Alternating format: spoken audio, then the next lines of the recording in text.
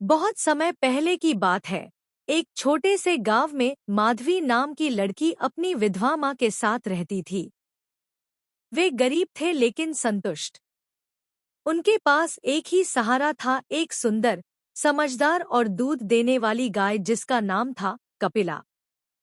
कपिला सिर्फ एक जानवर नहीं थी, बल्कि माधवी की सबसे अच्छी दोस्त थी।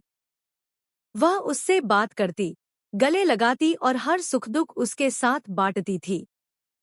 गांव वाले कहते थे कि कपिला की आंखों में कुछ अजीब सी चमक है। कुछ बूढ़े लोग यहाँ तक कहते कि वो गाय नहीं, कोई आत्मा है जो जानवर का रूप लेकर रह रही है। पर माधवी इन बातों पर कभी ध्यान नहीं देती थी। एक रात माधवी को सपना आया। एक रहस्यमयी औरत, जिसकी आंखें बिल्कुल कपिला जैसी थी, उसे जंगल की ओर बुला रही थी। माधवी ने सपने में उसका पीछा किया और एक पुराने खंडहर तक पहुंच गई, जहां से किसी के कराहने और चीखने की आवाजें आ रही थी। सुबह माधवी उठी तो उसे बेचैनी महसूस हुई। उसने कपिला को देखा, वह शांत थी, जैसे कुछ हुआ ही नहीं हो।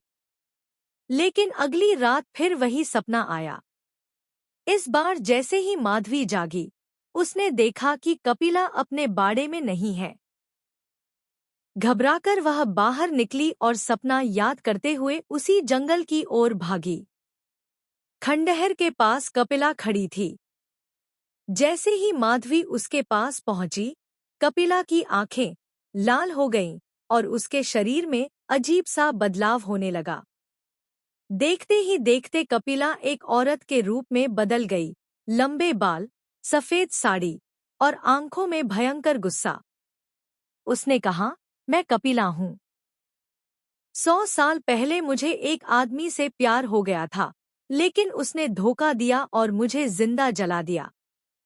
मेरी आत्मा इस गाय के शरीर में फंस गई थी, लेकिन तुम्हारे सच्चे प्यार और दोस्ती ने मुझे आजाद कर दिया।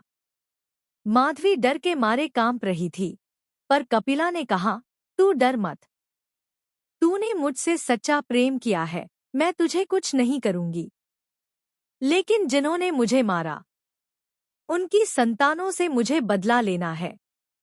अगले दिन गांव में हड़कंप मच गया। गांव के कुछ पुरानी पीढ़ियों के लोग रहस्यमय हालात में मरे पाए गए। कोई नहीं जान पाया कि ये क्या हुआ, लेकिन माधवी जानती थी कि कपिला ने अपना बदला ले लिया। उस दिन के बाद माधवी ने गांव छोड़ दिया, पर आज भी वो रात और कपिला की लाल आंखें उसे याद आती हैं।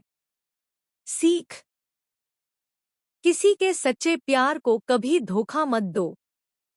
कुछ प्यार समय के साथ खत्म नहीं होते, वे बदला लेकर ही शांत होते हैं।